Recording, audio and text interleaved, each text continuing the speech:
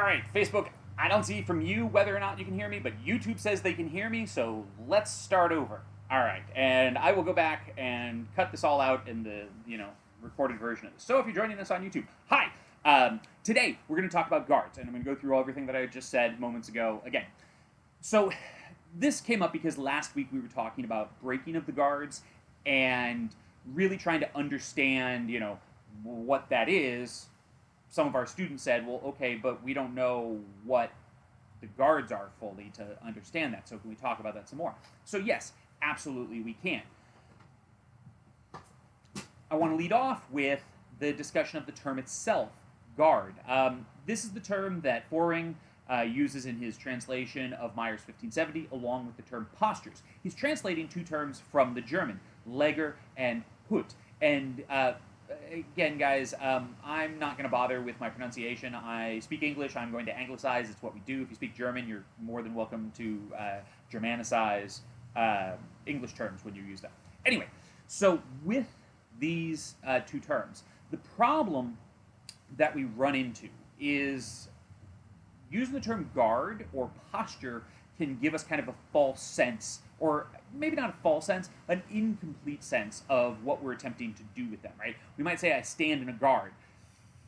That gives sometimes a false sense of security. Now, with a one-handed weapon, yeah, if you're using a guard, you might actually be able to hold the sword in such a way that it's out in front of you, that with your body profiled, you're actually protecting a sizable amount of yourself. Whereas, two-handed weapons, unless we're doing something really silly, the sword in front of us is going to still leave a certain amount of the body left open to attack. Even more so if we then take our sword down to a guard on the side, right? If I'm out here in a Versetzung with the sword directly in front of me, I'm fairly well guarded. But as soon as I pull it off to the side into a guard, now I've left a large portion of myself open, and so we kind of get a false sense of what it means. So this then is where we go and look at what those two terms mean in period. Jess Finley has done some great work on translation and really researching what the term means for the early part of the RDL tradition, where she found relationships to hunting practices, right? Where a leger is basically the land that an animal kind of controls as its hunting grounds, whereas then the Hutte is like its lair, where it's going to be its resting place. There's also interesting stuff in there where it can refer to like a hunting blind and things like that as well. Forward to Meyer's period, I've done some research into the language there, and not necessarily directly in Meyer's time, but immediately afterwards, which would imply that it's being used during Meyer's time this way. We find the terms Leger and Hutte now applying to things like an encampment, whether that's a place that you might just choose to camp. Maybe I come to a space and say, oh, this looks like a good place for a camp, and I refer to a general area. And then a Hutte is a specific point within that encampment. It might be a hut, like a tent. It might be a fire pit. It might be a sentry point. Lager, kind of comes to mean like a Kriegslager, a war camp. It has an implied sense of action to it, and possibly violence, whereas the Hutte imply more of a fixed resting place that has a very specific usage. So the way then that we're going to look at these various terms, the Leger and Hutte, the guards and postures if you prefer, is one of perceived threat and ability versus one that's maybe a watching point or a waiting point or something that we go from there. Check my audio, make sure everybody's happy, and then I'm going to move on so I don't have to repeat this again.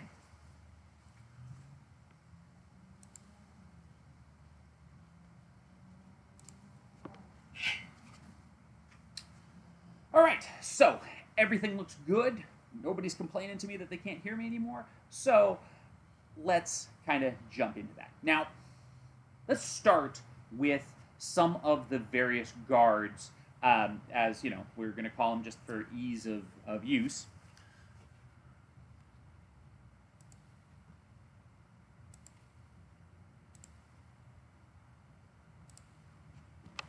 All right, and hopefully you can still hear me. I just wanted to get my display out of the way. So when we're looking at these various guards and what we're going to do with them, we can start to define them in some ways as a legger or a Hutte. Now, it's really frustrating. The language that Meyer uses is not particularly consistent. There are times where he refers to a legger as a particular thing, and then he'll switch up with Hutte, and it seems to go back and forth. It gets so bad where the Zornhut, right, as we always think of it, he refers to it as the Zornlegger at times as well. So they're almost synonymous terms in his usage, but again, by looking at the meaning of them, we can kind of start to get into it. So the first one, and actually let me adjust my camera here really quick, guys. I'm just going to angle myself down so you can see my feet a little bit better. So the first one that we want to discuss is going to be our Oberhut. Now, I know when I go up with the sword, you're not going to be able to see the whole thing. It's okay. It actually doesn't matter. What we care about for a lot of these guards is going to be where we're putting our hands, especially, I should say, where our opponent is putting their hands, right? So, like if I was going to be fencing against you, and I was going to go up into the Oberhut, what you're looking for are my hands to be on my center line in my upper openings, right? So as soon as I'm coming up into this position, even though I haven't fully reached an Oberhut and gone up above where I can attack from, as far as you're concerned, I'm in that legger, right? I'm in that kind of high posture, that high point where I can attack you from, where I can potentially get into it. Now, when I fully get up there into the Oberhut, I'm in a position where I can stand watch, right? And if we look at the Dusak, Meyer actually, refers to this position up here as Wacht, the watch, right, where you can stand in it and watch somebody. And that's going to be one of its really useful things. We have that sword high up in the air. We can see what our opponent is doing, and we can respond with either an attack or a defense that's going to come from above.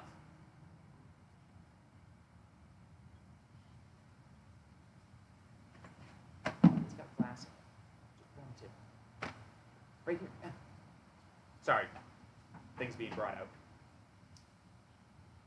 So anyway, when we're up in that position, it's going to be one that is implying a kind of a waiting position. It's kind of a resting place where we can see what our opponent's going to do. But what it really doesn't do is heavily threaten our opponent, right? The edge of the sword is not an implied threat. So if I'm hanging out up there with the sword above my head, I'm really inviting my opponent much more. Yeah, I'm kind of threatening a cut, but people don't respond to that in the same way. For instance, if I were to go into something that is more threatening, like Ox, right? If I'm hanging out here in Ox, pointing my sword at your eye and saying, hey, I'm going to stab you in the face, that's a threat. And that's going to be kind of the role that our point forward guards take, is they threaten a stab and a kind of really kind of aggressive posture, right? Flug kind of being the same thing, where I'm saying down here that, hey, I'm going to stab you in the face. And then Alber, down in the front, again, I'm not directly threatening the opponent by pointing at them and kind of more inviting. So we start to see within this that aggressive nature of the legger, right? Where I'm pointing the sword at the opponent and I'm saying, I'm going to attack you, right? I'm going to stab you. I'm going to stab you. Or sometimes a more fixed, more passive, more inviting posture of a Hutte, where I might stand and say, okay, here I am, right? Hang out in kind of a Nebenhut style position. Even Schrankhut, hanging out down here in the front with the point at the ground, kind of saying, all right, I'm ready to wait for you. I'm not threatening you. That's where Zornhut gets interesting, right? Because on one hand, it's not a threatening posture. I'm not pointing the sword directly at you, except that, well, I kind of am, but I'm still threatening you, sort of, but not, right? I'm inviting with my open position and the sword out of the way. It's not directly forward, but I am threatening with that point forward. And for a period fencer, if we look at the kind of artwork of the time, we see that Zornhut position is the posture that a executioner stands in before decapitating someone, which absolutely is a threat, right? If I'm standing there and showing you a posture that you know is used in executions, there's definitely an implied threat there. Excuse me a second.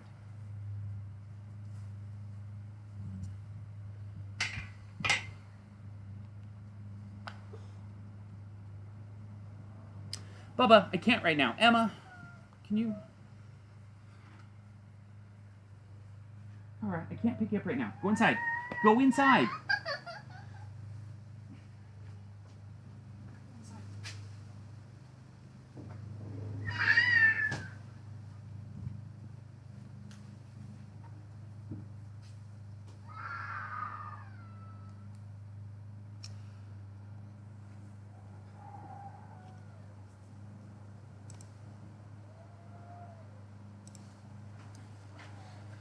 All right, sorry about that. Having some disagreements with a baby, and going from there. I'll grab my sword and we'll continue. Make sure my audio is rolling. Looks like I am. So anyway, as we were saying, we can look at these different guards, right? When we see our opponent standing in one of these guards, we can get a sense of how we want to respond to them, right?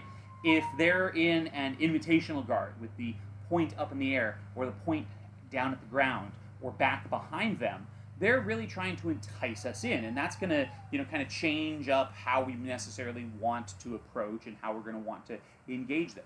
Conversely, if a person is in a more threatening, aggressive guard with their point forward at us, then we know that there is that implied threat there, that it is. So it sets us up with those two options from them of to invite us in or to provoke us and be aggressive on us with our own options of how we want to respond to them, right? So if a person, for instance, is hanging out in ox, right? If they're sitting here threatening the face, how do I respond to that? Well, that's where the breaking of the guards comes in.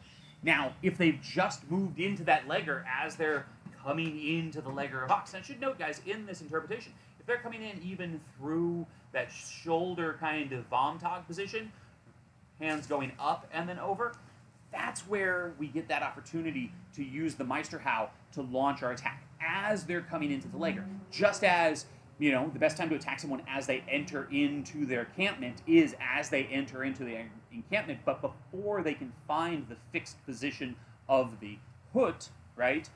That's when you want to attack them, when they're exposed in the opening, right? They've come into that place, and I can attack them before they settle in. But if they have settled into that guard, right? So I have that opportunity to attack. I can attack them as though they're in ox at this point, but they haven't yet reached it. Bam, they get up in here to ox. Now I need to draw them out of that fixed position, because if I try and attack into it, they have the advantage. So, in that scenario, do we want to use the Meisterhau directly in? Well, maybe not, right? Trying to throw a crump against someone in that fixed position can run into some problems. We can find ourselves creating this movement, attempting to find their blade, attempting to create an advantageous bind that we can continue to lay siege from, and they get to avoid us, right? Because they're fixed. They're responding in the knock. They have all of this time as we have to close the distance to get in there. The mistake is that at that point, when we're throwing the crump and they're not moving, we're attacking not to their weak distance where we can move in safely, but into their strong or even to their body, and that gives them opportunity to attack us or respond. So instead, we want to play around at the weak of their sword. So maybe if a person is standing in ox, right, out there with their point in front, if I move into my own ox on the inside of their blade and close it off, crossed at the tip, where are they going to go, right? So if I'm standing here and your sword comes in and crosses me at the tip, well, what am I going to do? I'm going to have to do something. Maybe trying to disengage underneath, which then gives an opportunity. Maybe pulling out to a different position, which again gives an opportunity.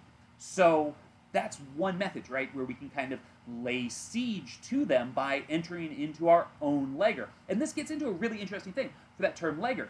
You might have heard the term beleaguered before. And as far as I can tell, etymologically, hopefully I pronounced that properly, the terms legger and leaguer and beleaguered are related to each other, right? And so to be beleaguered is to be laid siege to. So a leaguer is someone that lays siege, and the beleaguered are the people who have been laid, have siege laid to them. I think that's right. And that's kind of what we're looking at if we use that guards and we think about them that way.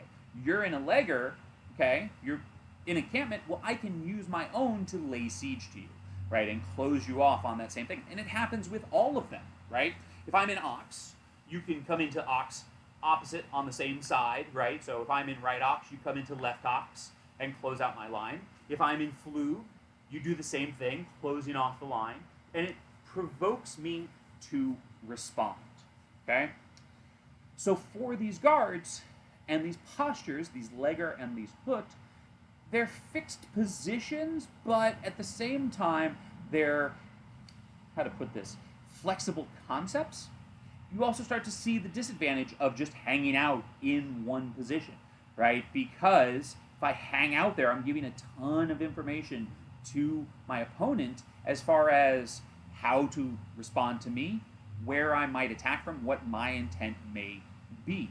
So we start to see then from Meyer a preference, especially in the longsword, to move through the guards via cuts. But every time I cut, I'm going through those different guards. If I cut through, right, well, okay, I'm up in the legger of ox, I come through the longhorn, I end up down in that legger of flug. Yeah, I might be in Vexel, I might be in Nebenhut, but as far as you're concerned, if my hands are off on the side and down, I'm in flug, right? So if you came into your own counter flug by either stepping into it or cutting a shield how into it, laying siege to me and breaking my guard, where am I going to come? I'm going to come right back to where you're at in the process.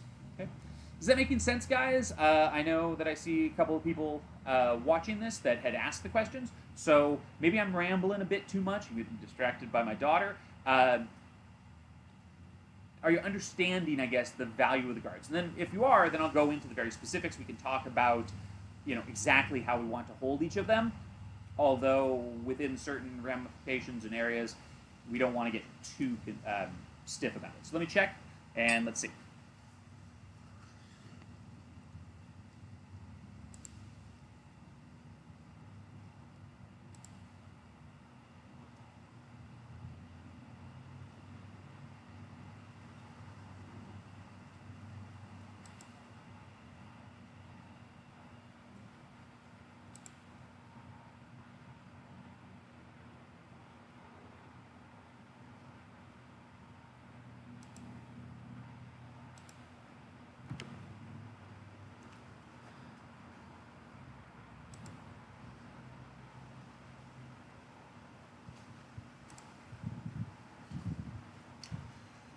All right, so kind of seeing that there, seems like it's catching up with everybody, not seeing any particular complaints about that. So let's run through those guards then and look at them specifically. And I'm going to adjust my camera back down again so you can see the feet as well. We'll go from there. So 4 guards, right? 4 primary Hauptlegger or Hutte, but he usually refers to them as the Hauptlegger at that point, of the Oberhut, the Ox, the Flug, and the Alber. And actually, let me switch and throw up a diagram here. If we put our square or our Meyer diagram back up on the screen, and let me just make sure if I get myself into it, we'll find that the guards are going to correspond with certain intersections of the diagram, right? So if I've lined myself up properly, I can't quite see. Right above my head, right, that point that I begin from in the diagram, with my hands up there above, is the Oberhut, the Vormtag position, if you will, right, coming from the sun and from above. Then, on the inside of my body, I'm going to have Ox on kind of that upper, quadrant position that I can work from. I've got Middle Hut hanging out at about the point where, again, if I've lined things up properly, I've been divided properly. Down below, I've got Flug, and then in the front, I've got my Alber position, okay? And so we have those on one side. Now, there's also the other side, but we don't really worry about these as guard positions, right? With a two-handed sword, I don't really come out here and stand with my right foot forward and the sword on my right side. That's a great opportunity to just take my arm off, kind of thing. Similarly, being crossed up here in flug-ish kind of weird position may not be great. Now, that's not to say that there aren't times where I will be here, right? Usually as the result of an action that has struck in and I'm driving down into that, but it's not one of the named guards until I switch feet, and then it's one of the named guards, okay? So we find ourselves over there just like that, right? So the guards are going to all exist on the inside of our body, which means when you're practicing as a beginner, if you find yourself unintentionally ending up crossed up, you know, on the outside, on the outside, on the outside, it may not be desirable. Now, that's, again, not to say that you can never go there, but it should be done for a very specific reason, right? Not just, crap, where am I, right? As a beginner, practice that, look for it. Let me check.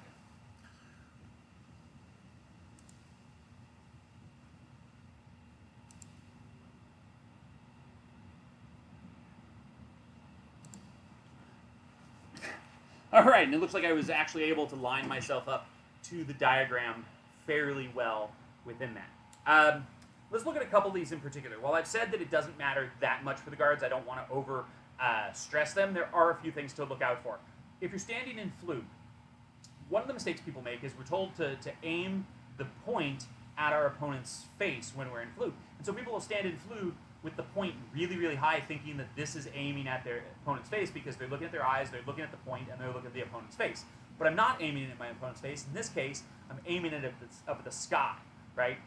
Your flug position, when you're hanging out in it, the point's probably, from your perspective, roughly equivalent to their breast, maybe their navel, but it's going to be a lot lower than you expect because you want that line from below extending up to their face. So that if you were to extend out into the longort by just extending your sword forward, there's no noticeable dip, right?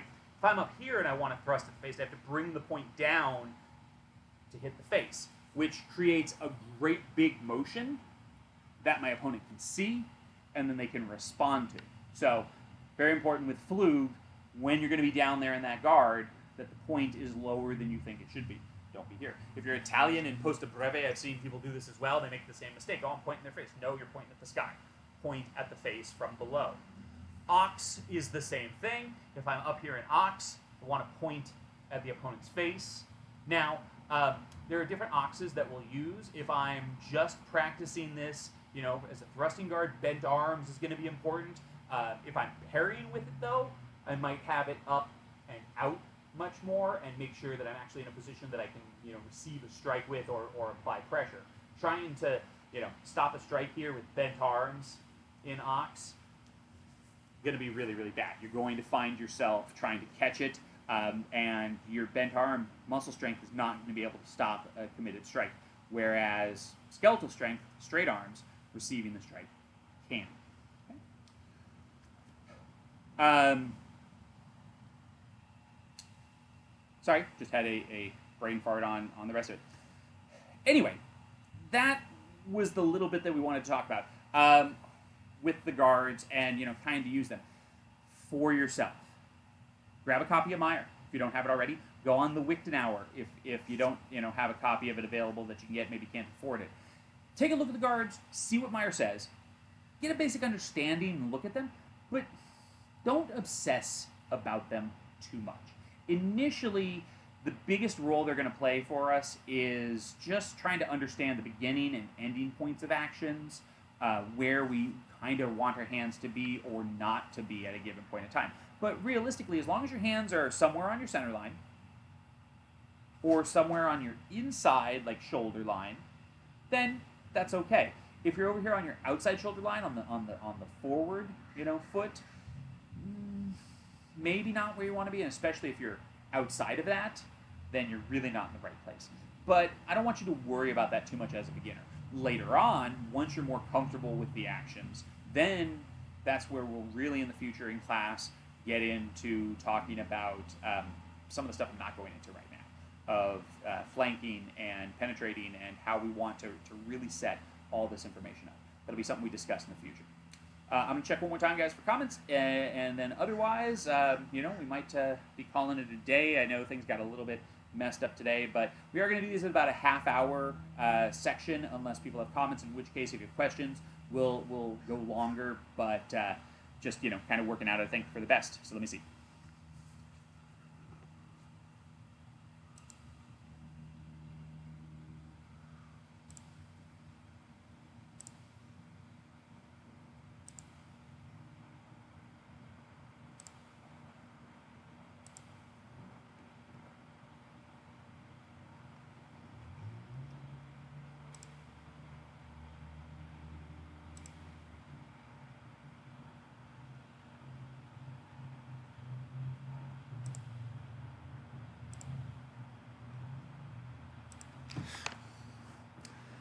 All right, so it looks like everybody's happy at the moment. So, one update that talked to a couple people about it.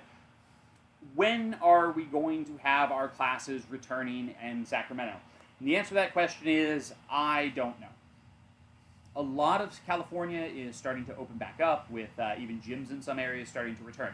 But especially with Sacramento being the state capital, I fully expect that it is going to stay to the timeline outlined by Governor Newsom, and so not be able to potentially reopen until stage 3, although we're going to look into the possibility of maybe during like the stage 2, if it allows for it, for some practices held in the park in Sacramento, where we can spread out, have large open areas, and not worry about being in an enclosed environment where we potentially spread the plague to each other.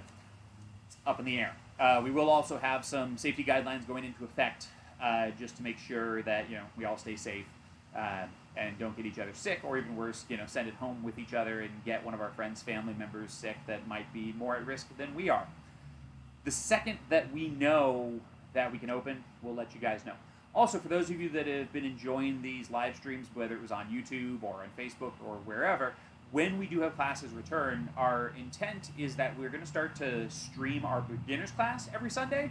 That's part of the reason that we were practicing switching over to this wireless microphone system, so that we can have better audio when we're in a park or a gym. So hopefully that will be useful to some of you that are more remote, maybe you don't have a local class that you can train with.